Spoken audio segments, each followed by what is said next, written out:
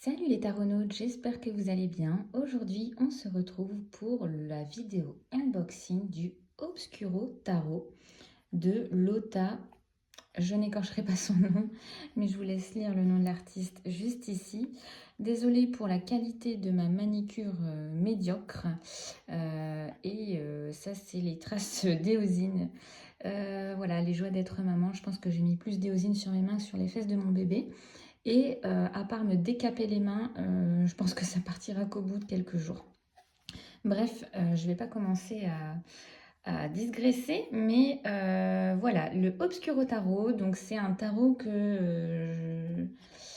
qui m'a beaucoup dérangée au début, et puis finalement, quand j'ai vu notamment la carte de la mort, que nous verrons ensemble tout à l'heure, j'ai flashé dessus, et c'est vrai que à part le Somnia Tarot, j'ai pas de... Si, à part le Somnia et le Tarot of the Shadow Realm, j'ai pas énormément de tarot très dark.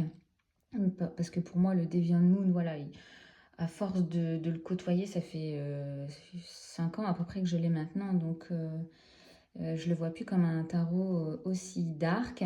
Mais voilà, le Bohemian Gothic, pour moi, il l'est, mais pas tant que ça. Et c'est vrai que celui-là, je le trouve vraiment dérangeant sur certaines cartes. Et c'est pour ça que j'ai mis du temps à me décider. Donc, il est out of stock hein, chez le Salon des Arcanes.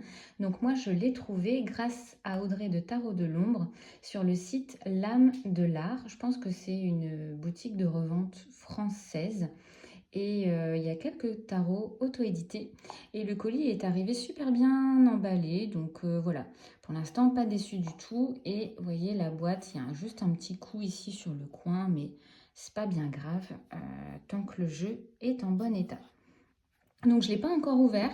Je me suis dit que j'allais le faire en direct sur cette vidéo, étant donné que quand je suis allée le chercher, j'étais dispo tout de suite après. Donc c'est un tarot aux cartes mat avec des tranches noires. Oh, le dos il est magnifique. Très simple mais tellement joli. Puis moi le vert c'est ma couleur préférée. Hein, donc forcément dès qu'il y a un peu de vert, même si c'est un vert très très clair, je le trouve vraiment joli. Donc c'est parti, on va découvrir ensemble. Je vais essayer de bien centrer le jeu pour la vidéo. Hop. Donc il arrive, alors je pense qu'on est sur du 350 au niveau du cardstock. 300, non peut-être pas 350, 300 peut-être. Je sais pas, honnêtement j'ai pas bien fait mon taf, j'ai pas du tout regardé la qualité des cartes. Donc je vais plus me baser sur mes ressentis ici. Donc on est sur un tarot sans couleur. C'est pas du noir et blanc, on dirait que c'est un sépia, mais plutôt avec du vert pastel, enfin du vert assez clair, mais avec des touches de noir, un peu comme le dos qu'on peut retrouver. Et donc les écritures en doré comme ça, c'est vraiment magnifique, avec les numéros de cartes qui sont pareils. Donc allez, c'est parti, on va le regarder ensemble. Oups, pardon, je fais bouger la caméra.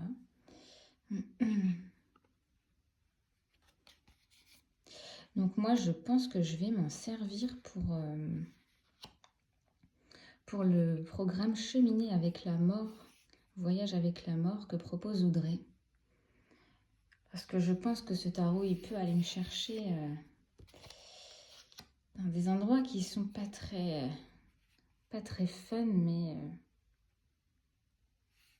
c'est important quand on fait un travail de l'ombre d'avoir un tarot qui dérange un petit peu et qui nous révèle voilà ce qu'on ne veut pas voir, sinon ça sert à rien de faire du travail de l'ombre. Ce genre d'illustration, moi ça me fait penser à Hellraiser et ça me dérange beaucoup. Je sais pas pourquoi, hein, mais... Waouh, ce hiérophante.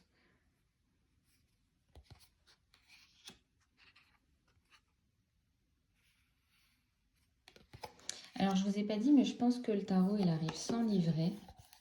Oui, il arrive sans livret, mais il y a un livret électronique qu'on peut aller chercher grâce au QR code ici.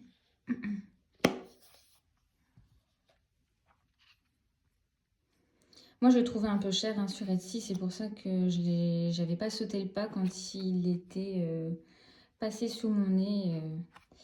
Et donc, je m'étais dit, bah, c'est tout. Peut-être que j'attendrai que Nicolas se réapprovisionne ou que certaines personnes le mettent en vente sur Vinted.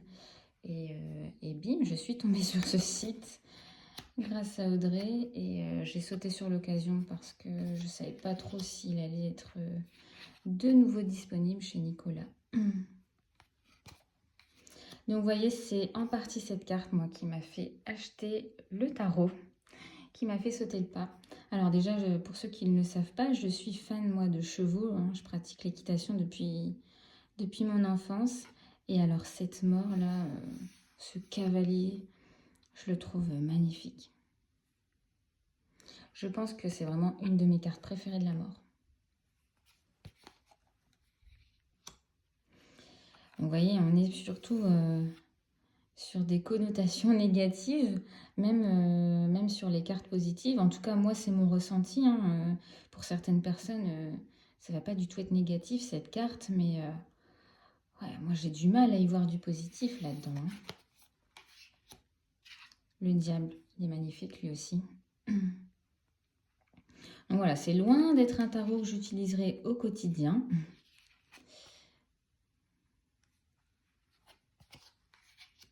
Et cette étoile, ces visages masqués de noir comme ça, je pense que ça me déclenche encore plus que le Somnia Tarot, moi. Hein.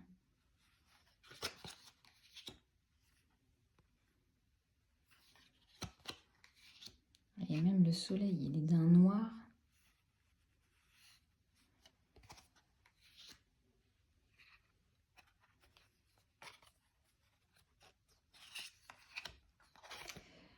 Le jugement. Le monde. On va essayer de garder le cap, hein, cette nana-là. Avec le monde ou une lune, on ne sait pas trop, en équilibre sur sa tête comme ça.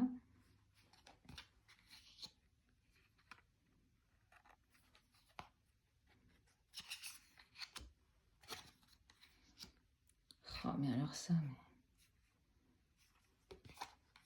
Oh là là.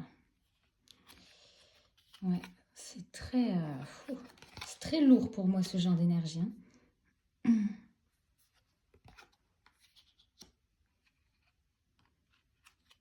Et finalement, des cartes qu'on va plutôt avoir comme connotation négative dans un tarot classique, elles sont beaucoup moins lourdes, je trouve, sur ce tarot-là.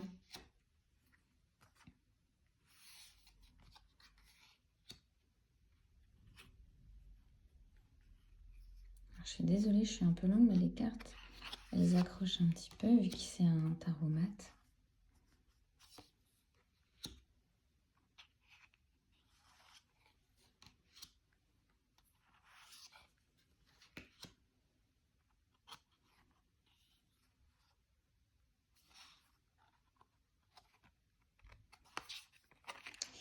Allez, montre-toi, cavalier. Oh.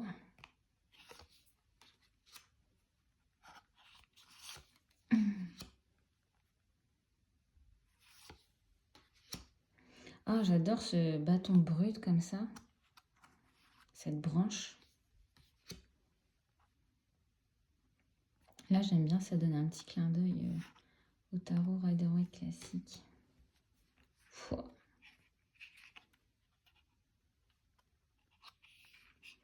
On la sent, hein, cette pression qu'il ressent sur lui, là, dans le 3 de bâton.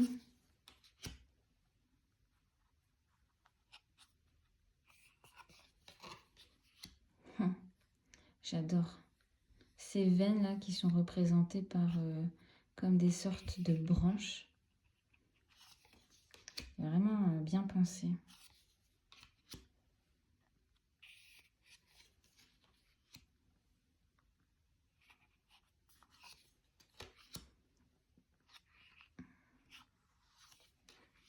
Je pense que ça va être intéressant de lire le livret.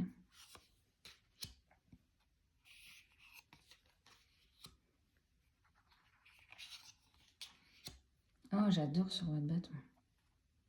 On dirait les mains qu'on a vues tout à l'heure.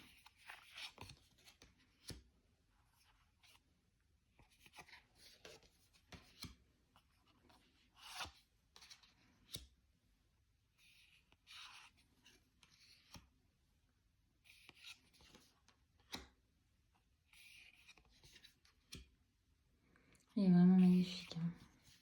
Oh, j'adore cette carte.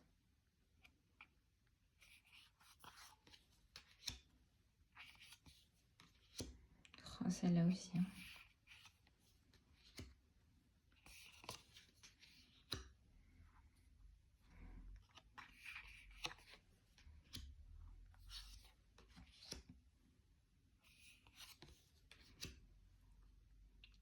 Glauque, hein, les personnages de coup, pour certains, ils me font flipper.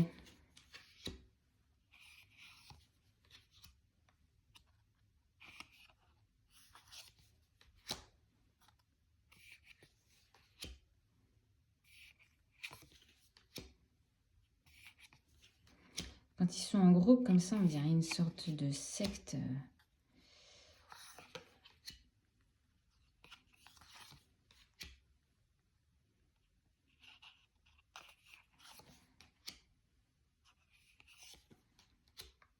Oh, j'adore ce cavalier d'épée.